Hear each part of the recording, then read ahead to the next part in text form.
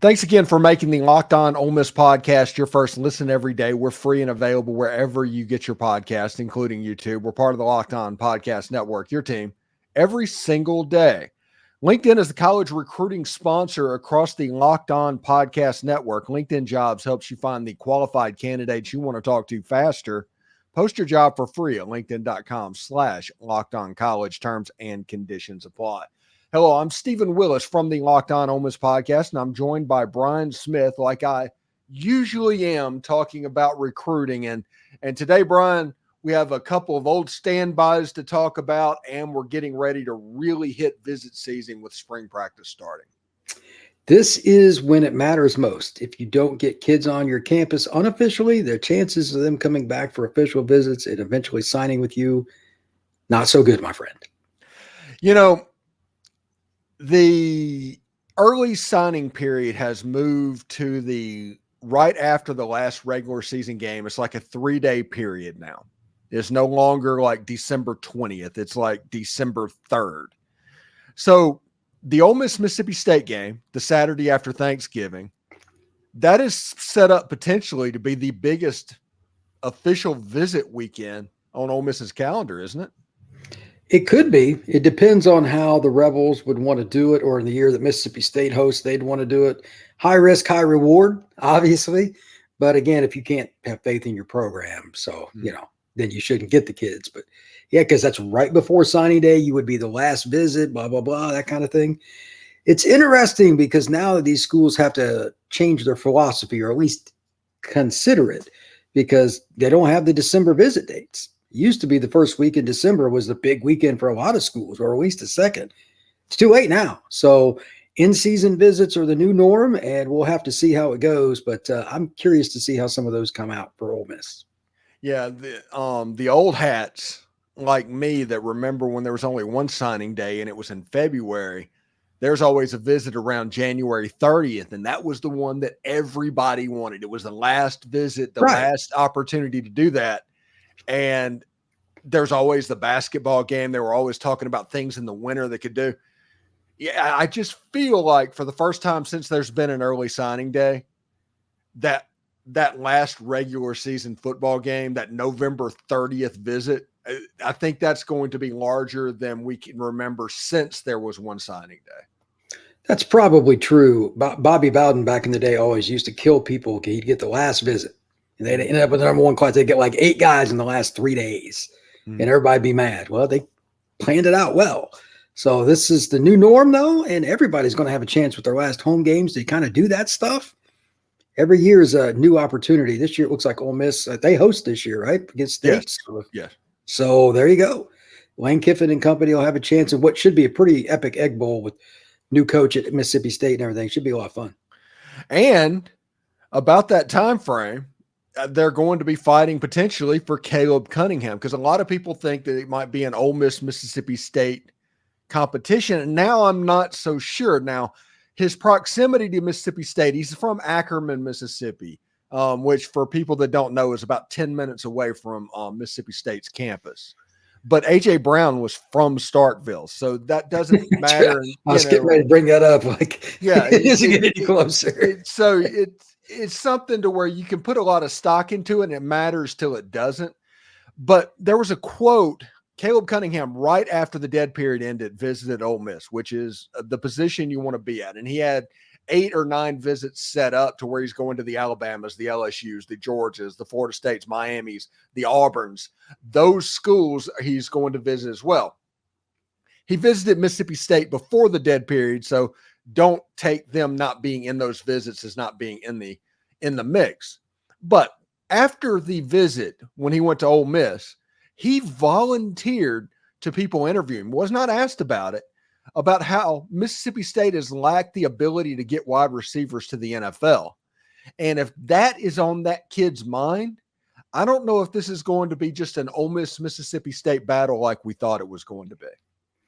I think the visit to LSU that he's getting ready to take or is taken is a really important one. And some of those others could be too, but he's going to look at the receiver coaches at each school, who they put into the NFL, wherever they've been, And is it realistic to go to, like, let's just use Mississippi State?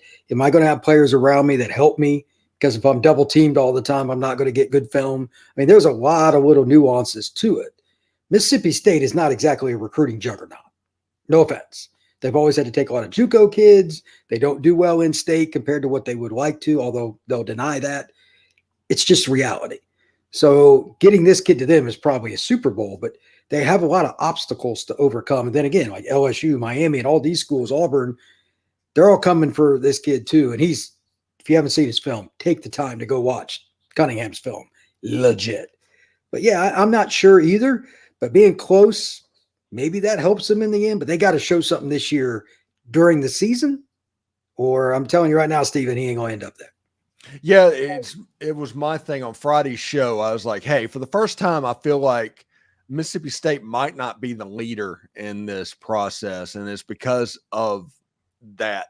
Now, listen, they don't have the best collective. They're playing catch up in that department. They were one of the schools that did not early adopt the NIL system. So they're playing catch up. And the question is, whenever the funds, for lack of a better word, are limited, would even Mississippi State blow the whole bank on one player to the detriment of the rest of their class? Yeah, you got to be careful for what you wish. I talked about this earlier today on another podcast. If you've got good players on your roster, and it's an SEC school, so State does, if you go spend that money on one player, what's that do when he walks in and guys that are older than him that have been through the offseason? How does that work? Be careful for what you wish. I know they don't want to hear it, but it might be better to lose him, even if it's the Ole Miss, than to piss off your entire roster. So there's some give and take with NIL and all that. So it is a very tedious process to go through. Yeah, right now I think Lane Kiffin referred to roster management within college football and college sports as a disaster over the last few days, and it's because of that. You can't plan. There's no programs anymore. Everybody, all these blue blood programs that everybody talked about, that stopped about 2021. And at that point, there's just the 2024 team, and then the next year is the 2025 team. And any connections to the year before or the year after, it's purely coincidental. Yeah, it's pretty hard. Very few teams have any success that don't use NIL in some capacity. But even if they do, these kids are looking for opportunities, and there's not a lot of ability to hold a roster together. It's pretty rough. Let's change the subject a little bit. Colan Deare got named. I don't know if it was 24/7 or On3. It was one of the recruiting services named as the #1 running back in all of high school football. He's my favorite running back. He got listed at number 2 or number 3. I saw this on a list, and I just replied back, underrated. And he's a 200+ pound running back that runs like a 180-pound Dexter McCluster. And that should tell everybody everything you need to know about this running back.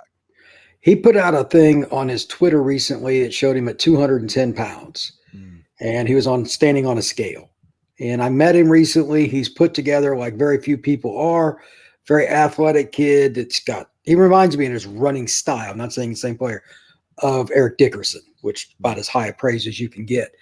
But he just runs downhill, and if you don't hit the hole ready for something, he'll give you a punch in the mouth. And then if you do have a good opportunity to tackle, he'll make you miss and outrun you too. It is 247. I've got it pulled up. They got him 42nd nationally, and in the composite, he's 32nd nationally. So elite player. I'm going to try out to get out to Quitman this year to see him play. I just need to ask him, who are you playing that's worthwhile? Because I'm not going to watch him run for 300 yards against a bad team. Well, if you have any questions about that, send me the schedule. I'll tell you which game you probably need to head that direction.